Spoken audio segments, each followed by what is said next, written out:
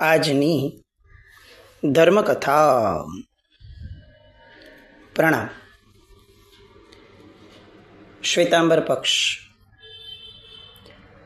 પાટણની રાજગાદીએ શ્વેતાંબર પક્ષને બહુ વિમાસણમાં મૂક્યો એવું આપણે અત્યારે વિચારી શકીએ. સ્થિતિ કેવી થાય અત્યારે વર્તમાન કાળની અંદરમાં કદાચ સાવ આપણે માનીએ છીએ કે આ શક્ય જ નથી, પણ તેમ છતાં વિચારીએ કે આવી પરિસ્થિતિ આવી હોત કે કોઈ એક 38-39 વર્ષના આચાર્ય ભગવંત કોઈ એક સમુદાયના હોત અને એ આવી રીતે રાજ્ય સત્તાની સામે પડકાર ફેંકત અને રાજ્ય સત્તાને એમ કહેત કે જો આ હું જીતીને બતાવીશ, અમારા સિદ્ધાંતોથી, વ્યક્તિગતની વાત નહીં પણ સિદ્ધાંતોથી અમે જીતીને બતાવશું, અને રાજ્ય સત્તા તરફથી આવો વટહુકમ બહાર આવે કે તમે ન જીતી શક્યા તો તમારે વટલાઈ જવાનું, અને એ વાતને સમષ્ટિગત આપણે સ્વીકારવાની આવી હોત તો એઝ એન ઇન્ડિવિજ્યુઅલ આપણે ઘરમાં બેઠા છીએ, આપણે કોઈ મોટા હોદ્દા પર નથી, કાંઈ નથી, સામાન્ય માણસ છીએ, પોતપોતાના સંઘના મેમ્બર છીએ, સામાન્યથી ઇનએક્ટિવ, તો આપણું શું મંતવ્ય હોત? આપણને સામાન્યથી એમ ન થાત કે થોડી ગોસિપિંગ કરીને આપણે કીધું હોત? આમ થોડી હોય કાંઈ. 84 ગચ્છો જે સમય હતા, અત્યારે તો 17 થી 18 સમુદાયો છે ખાલી. 84 ગચ્છો એ સમયે જ્યારે હતા ત્યારે પાટણ શ્રી સંઘ એની જવાબદારી કેટલી મોટી થઈ છે. બધા જ સંઘોને, બધા જ ગચ્છ નાયકોને એમણે સંદેશ પહોંચાડવાનો થયો હોત કે ભાઈ આવી રીતે વાદનો જે આપણે વાત કરી હતી હવે શરત આવી છે. જ્યારે રાજનગરથી કહેણ મોકલ્યું હતું અને વાદનું નક્કી કરીને કદાચ બધાને કીધું હશે, એ સમયે વાત એકદમ આવી એક્સ્ટ્રીમ નહીં હોય, પણ હવે એક્સ્ટ્રીમ પર આવી છે કે આખા ગુજરાતના દરેક સંઘોએ દિગંબર મત સ્વીકારવાનો. આ બધા સાથે વાતચીતો, ચર્ચા વિચારણાઓ, બધાના સૂચનો, આપણને એમ લાગે કે વરસ વહી જાય આમને આમ, પણ એકચ્યુઅલ સિચ્યુએશન, ઇતિહાસ એમ કહે છે કે આમાંનું કંઈ જ ન થયું. આપણને છે ને કલ્પસૂત્રમાં 10 અચ્છેરાઓ સાંભળવા મળે છે, પણ વર્તમાન કાળના વાતાવરણની અપેક્ષાએ વિચાર કરીએ તો આ એક બહુ મોટું અચ્છેરું હતું કે કોઈએ વિવાદ ઊભો ન કર્યો એ વાદની શરત માટે, વર્તમાન કાળની અપેક્ષાએ. કારણ કે આજે વિવાદ વગર તો આપણે પાડોશીને જીવવા નથી દેતા, અને જ્યારે આટલો મોટો એક પ્રશ્ન, યક્ષ પ્રશ્ન કહી શકાય કે ભાઈ આખા ગુજરાતના શ્વેતાંબરોએ વટલાઈ જવાનો અને દિગંબર મત સ્વીકારવાનો, આવડા મોટા પ્રશ્નની વાત આવી હોય, એક વ્યક્તિને આધાર ઉપર આખી બાજી મૂકી દેવાની હોય, અને એ વ્યક્તિની ઉંમર ફક્ત 38-39 વર્ષની હોય, અને એના કરતાં સિનિયર મોસ્ટ આચાર્ય ભગવંતો વિદ્યમાન હોય, અલગ અલગ 83 ગ્રચ્છોના, અને તો પણ એ બધા જ આંખ બંધ કરીને આમની પર વિશ્વાસ મૂકે. આવું થયું હતું. આવું જો આપણને જાણવા મળે તો અચ્છેરું ન લાગે? યુનેનિમસ નિર્ણય. આ અત્યારે આપણી જે ન્યુક્લિયરની વ્યવસ્થા થઈ ને, ઘરમાં, પરિવારમાં, સમાજમાં, સંઘમાં, આ વ્યવસ્થાના કારણે આપણે મેક્રો લેવલનું વિચારી નથી શકતા, આપણે માઇક્રો જ રહ્યા. આપણે એક સંઘ, એક જિનાલય હશે, એનાથી 5 મિનિટે બીજું જિનાલય કરશું, અને 5-10 વર્ષમાં એ જિનાલયનો એક બીજો સંઘ થશે. હવે ઓલા સંઘને પણ કાર્યકર્તાની જરૂર પડવાની, એ સંઘને પણ ખર્ચાની જરૂર પડવાની, આયોજનો, અનુષ્ઠાનો, ચાતુર્માસો, એ બધા માટે, અને એ સંઘને પણ મહાત્માની જરૂર પડવાની. આપણે 5-10 મિનિટના અંતરે બીજો કર્યો. બધી જ શક્તિઓ, બધા જ સંસાધનો, એ બધું મર્યાદિત આપણી પાસે છે, અને તેમ છતાં આપણે ન્યુક્લિયર થવા માટે તો બહુ તત્પર હોઈએ છીએ. આપણો સંઘ અલગ ભાઈ, આપણો પરિવાર અલગ. એક ભાઈ મોટું ઘર છે, 2 BHK, જિંદગી પર કમાણા કે 2 BHKમાંથી 3 BHKમાં જઈએ, એક મોટો બંગલો લઈએ. પછી શું કર્યું? તો કે મોટું ઘર લીધા પછી ભાઈ છૂટા થયા. કેમ? તો કે મગજની અંદરમાં ન્યુક્લિયર રહેવાનો એક સિન્ડ્રોમ એ જન્મી ગયો છે આ પાશ્ચાત્ય સંસ્કૃતિના કારણે. બધી જ વસ્તુઓમાં આપણને ન્યુક્લિયર રહેવું છે, અલગ રહેવું છે, નાના રહેવું છે, ઓછામાં રહેવું છે. પાછું ફાવશે નહીં એટલે એની પડોજણા માટે બીજી પડોજણો ઊભી થશે અને પછી બ્લડ પ્રેશર આવશે અને ડાયાબિટીસ આવશે અને બધું આવશે. કેમ? તો કે સ્ટ્રેસ વધે છે. તો ભાઈ બધાની ભેગા હતા તો સ્ટ્રેસ પણ શેર થતું હતું. જેમ પ્રોબ્લેમ શેર થતા હતા એમ સ્ટ્રેસ બી શેર થતું હતું. આખી ઊંધી ચકતી વિચારધારાઓના આધારે છેલ્લા 30-40-50 વર્ષથી આપણું આ ભારતનું આખું ને આખું સામાજિક તંત્ર એ ગરતામાં ધકેલાઈ રહ્યું છે. અને તો પણ એની સામે લાલ બત્તી ધરનાર કોઈ વ્યક્તિ મળતો નથી. આ આપણી કમનસીબ. કદાચ આવ્યા હોય તો આપણે એમને ગાંઠ્યા નથી. એવું તો છે નહીં કે આપણામાં સમજણ નથી, ગામભરની સમજણ છે. કદાચ કોઈ આચાર્ય ભગવંત આવીને કહે ને તો આપણે એમ કહીએ સાહેબ તમારા કરતાં મારો પર્યાય મોટો છે, તમારે 39 વર્ષનો દીક્ષા પર્યાય હશે, હું 42 વર્ષથી પ્રવચન સાંભળું છું. આપણી પ્રજા એમાંની છે. પણ એ સમયની પ્રજાને આમ સાષ્ટાંગ દંડવત પ્રણામ કરવાનું મન થાય. ગુજરાતના એક પણ શ્રી સંઘમાંથી, એક પણ ગચ્છમાંથી, એક પણ વ્યક્તિનો એક પણ સૂર આ વાદના વિરોધમાં ન ઉઠ્યો. એટલે કમાલ લાગે, કમાલ. ખાલી આંખ બંધ કરીને આ ધર્મકથા પૂરી થાય ને પછી 2 મિનિટ એક્સ્ટ્રા આંખ બંધ કરીને એ કલ્પના કરીએ કે શું ગુજરાતનો એ સમયનો માહોલ હશે જૈનોનો, એ જૈનોની વિચારધારાઓ શું હશે, એ કઈ રીતે ધર્મ કરતા હશે કે એ લોકોમાં આટલી સમજણ આવી. અને અત્યારે આપણે આટલો ધર્મ કરવા છતાં, આટલો તપ કરવા છતાં, આટલા પૈસા ખર્ચવા છતાં સમજણ વિનાના પુરવાર થઈ એ લોકો સામે. શું એ સમયની પ્રેરણાઓ, શું એ સમયની પાત્રતાઓ અદ્ભુત લાગે. આવડી મોટી શરત હોવા છતાં કોઈના પેટનું પાણી હલતું નથી. પણ જવાબદારી જેણે લીધી છે એની માથે તો કેટલી મોટી હવે તાણ આવીને ઊભી રહે. પૂજ્ય વાદીદેવ સુરી મહારાજ હવે એમની જીભના કારણે, એમના જ્ઞાનના કારણે ફક્ત એમનું ભાગ્ય નહીં, આખા ને આખા ગુજરાતના જૈનોનું ભાગ્ય, શ્વેતાંબર જૈનોનું ભાગ્ય એ આધારિત રહેશે. આમ હવે તો ચોપડીમાં મોં ગાલીને કેવું વાંચવા બેસી જતા હશે. કંઈ ન થયો. એ બધા જીવો ધર્મ પામેલા હતા. એ બધા સહજ જીવનને ધર્મ ગણતા હતા. જીવન સહજપણે આગળ વધે ને તો બહુ સરળતાથી પસાર થાય. આપણને એમાં કોમ્પ્લિકેશન ઊભા કરવા હોય, આપણે એમાં વિકલ્પો, ભય આ બધા ઊભા કરીએ એટલે આપણા જીવનની અંદરમાં સરળ જીવન હવે શક્ય જ નથી દેખાતું. એ સમયની પરિસ્થિતિને આમ લાખ લાખ વંદન કરવાનું મન થાય કે આખું ગુજરાત એક 38-39 વર્ષના આચાર્ય ભગવંતની પડખે ઊભો રહ્યો.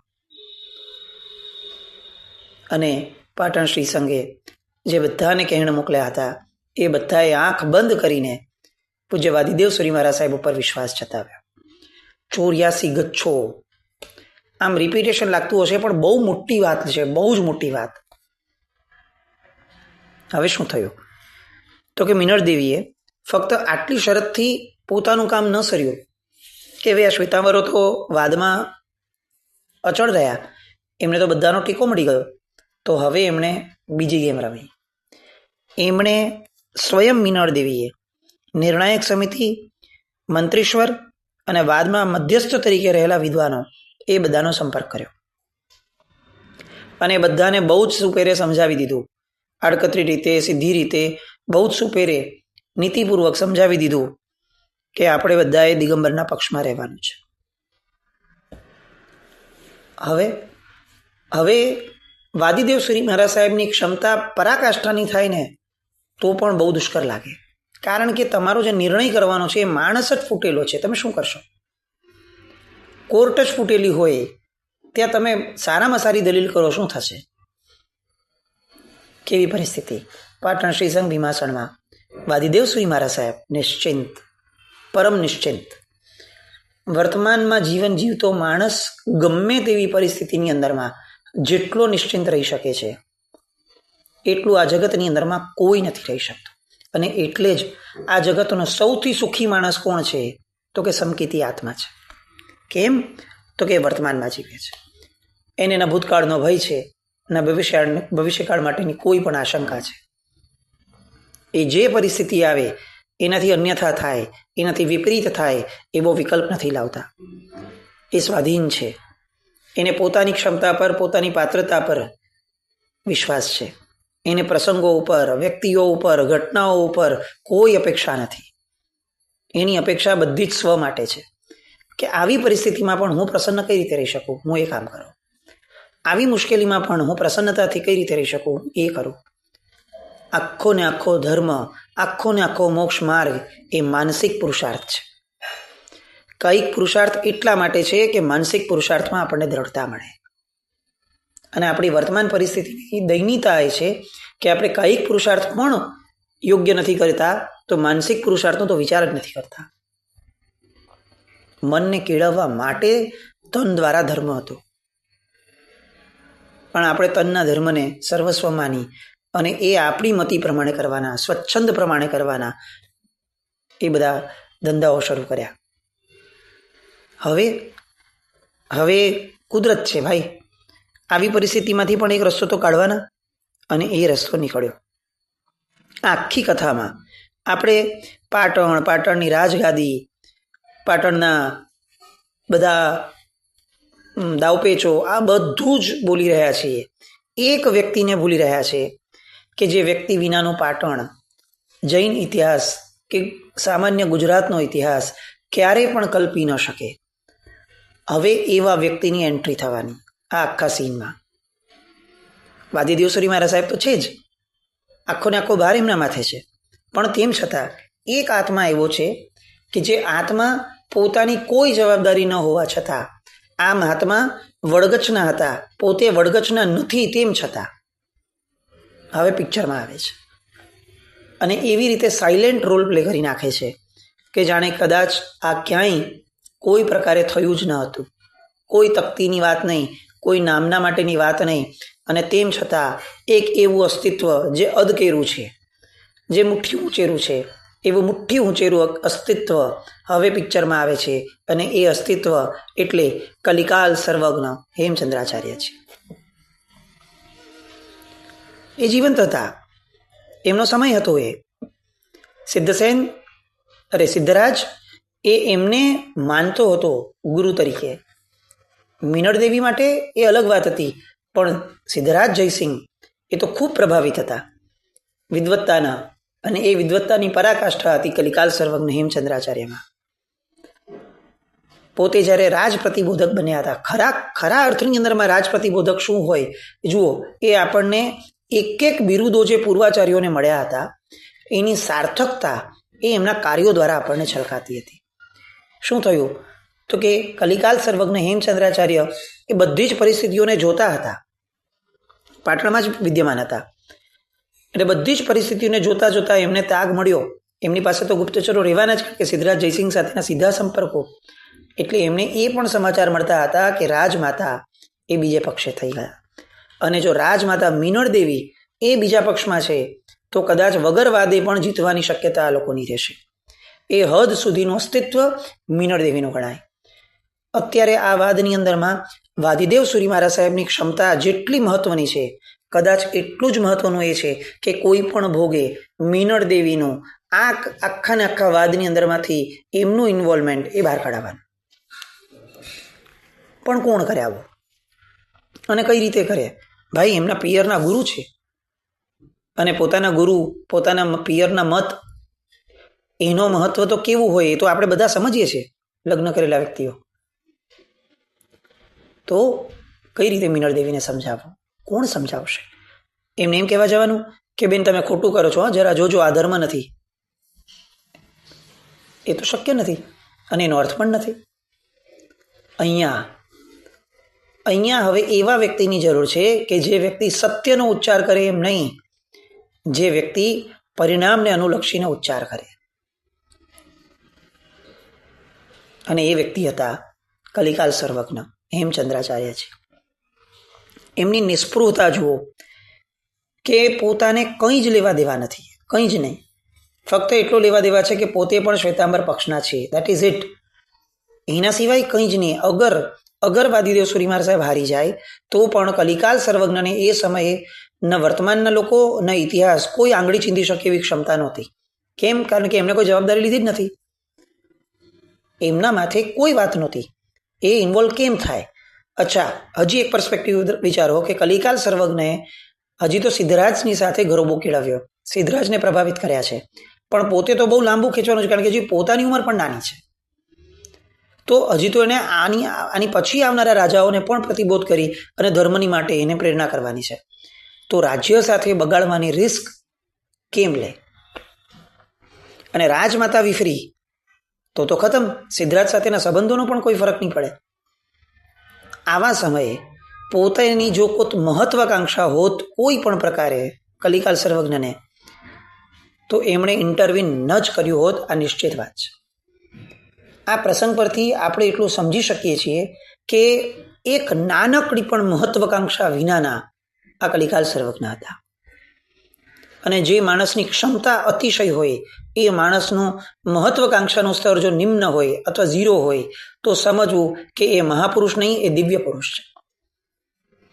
કારણ કે આજે આપણે જોઈ રહ્યા છે કે જે માણસોની ક્ષમતાઓ મહાન છે, તે માણસોની મહત્વાકાંક્ષા એનાથી મહાન છે, જે સંઘને, સમાજને, બધાને ભારી પડી રહ્યું છે. આ કલિકાલ સર્વજ્ઞ કેવા હશે? એ હેમચંદ્રાચાર્યજીનું પોત કેવું હશે? એ એમના ગુરુએ એમને શું ઘડતર કર્યું હશે? એમનું એ પૂર્વભવની કેવી સાધના લઈને આવ્યા હશે કે આવી બધી રિસ્ક માથે હોવા છતાં આખું ને આખું એ પોતાના પ્રતિબોધક તરીકેનું કરિયર, કદાચ આપણી ભાષામાં કહીએ, એ દાવ પર લગાડવાનું કાર્ય કરવાનું હતું. કોઈએ કીધું નથી, ન કોઈ સંઘ એમની પાસે ગયું છે, ન કોઈ મહાત્માએ એમને મોકલ્યા છે કે સાહેબ જરાક તમે જુઓ ને આમાં શું થઈ શકે છે. કંઈ જ નહીં, સ્વેચ્છાએ. આ ધર્મ છે, આ પ્રામાણિકતા છે કે મારી શક્તિ પહોંચતી હોય તો મને કોઈ કહે કે ન કહે, મારી જવાબદારી છે કે નથી, મારે કરવું જોઈએ. આ શાસન પ્રત્યેનો અનુરાગ છે. આપણે આ મિસ કરીએ છીએ. આપણે શબ્દો બધા બહુ રૂપાળા વાપરી લઈએ છીએ. મને શાસન પ્રત્યે બહુ પ્રેમ છે, આપણે કરીને દેખાડી આવું. અને જેને ખરેખર પ્રેમ હોય એ માણસ ક્યારે અભિવ્યક્ત ન કરે. તમે કહો સાચો પ્રેમ કોને કહેવાય? જે વારંવાર બોલે આઈ લવ યુ, એ કે જે કરીને બતાવે, અને કરીને બતાવ્યા પછી પણ જતાવે નહીં કે જો મેં તારી માટે આ કર્યું. આપણો ખરો શાસન માટેનો સાચો પ્રેમ? વારંવાર સારા વાક્યો કે સારા શબ્દો બોલવાથી આપણે એક ભ્રમમાંથી જતા ને કે વગર કોઈ કામ કરીએ હું મોટો થઈ ગયો છું. કલિકાલ સર્વજ્ઞ શું કરે છે જુઓ. એમની પાસે એક ચાવી હતી. બહુ વિચારશીલ વ્યક્તિત્વ છે. વિચારવાની દીર્ઘદ્રષ્ટિની ક્ષમતા આપણી કલ્પના બહારની છે. એટલે એમણે મીનળ દેવીને મળવા જવાનું નક્કી કર્યું. નક્કી કરી અને મીનળ દેવીનો સમય લીધો અને મીનળ દેવીની પાસે ગયા. બહુ સામાન્યથી બધી વાતો કરી અને સામાન્યથી વાતો કરતા એક વાત સામાન્યથી એમણે મીનળ દેવીને પૂછી કે રાજમાતા, તમે જે ધર્મ કરો છો એ બધો ધર્મ કેમ કરો છો? એટલે કેટલો નબળો પ્રશ્ન હતો. આવો કોઈ પ્રશ્ન કરે, અને એમાં આટલી વિચક્ષણ વ્યક્તિને. કૂટનીતિ કોને કહેવાય એ જો આપણે નહીં સમજીએ તો આપણે ક્યારેય વહીવટ નહીં કરી શકીએ. અતિશય સીધો માણસ ને અતિશય આડો માણસ, બેમાંથી એક પણ પ્રકારના માણસો એ વહીવટ માટે નકામા છે. વહીવટની વાત છે. વહીવટ માટે કૂટનીતિ, સમય આવીએ કૂટનીતિ કરવાની ક્ષમતા, પ્રામાણિકતા સાથે, પવિત્રતા સાથે, શુભ આશય સાથે કરવાની ક્ષમતા હોવી જ જોઈએ. એને જ વહીવટનો અને નેતૃત્વનો અધિકાર છે. પ્રશ્ન થયો. એટલે રાજમાતાએ કીધું કે કેમ, શેની માટે ધર્મ કરીએ છીએ? એટલે શું? ધર્મ તો મોક્ષ માટે કરીએ છીએ. એના સિવાય બીજો ધર્મ કરવાનો આશય શું હોય? શુદ્ધ ધર્મ. અને કલિકાલ સર્વજ્ઞએ કીધું તો રાજમાતા કંઈક બીજી વસ્તુ લાગે છે, અને પોતે આમ વિમાસણમાં આવી ગયા હોય એવી રીતે બેસી ગયા. કલિકાલ સર્વજ્ઞ છે, એમની એક પણ ચેષ્ટા નિરર્થક કે નિષ્ફળ ન હોય, આવું તો રાજમાતા પણ સમજે છે.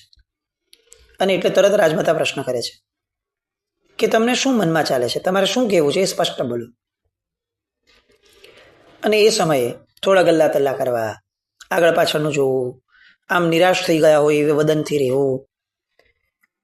અને એ રીતે બધું રહ્યા પછી 2-3 વાર રાજમાતાએ આગ્રહ કર્યો મિનળ દેવીએ કે તમે કહેવા શું માંગો છો એ કયો. અને એ સમયે કલિકાલ સર્વજ્ઞ એક એવું વાક્ય બોલે છે કે જે વાક્યએ આખા ને આખા આ વાદના પ્રસંગની દિશા બદલાવી નાખી. એક વાક્ય, એક વ્યક્તિનું એક વાક્ય શું કામ કરી જાય છે એ કલ્પના બહારનું છે. બસ એ વ્યક્તિની શાસન નિષ્ઠા, એ વ્યક્તિની વિચક્ષણતા, એ વ્યક્તિની ગીતાર્થતા, એને આમ લાખ લાખ સલામ કરવાનું મન થાય. એવું કંઈક કાર્ય એ કલિકાલ સર્વજ્ઞ કરે છે.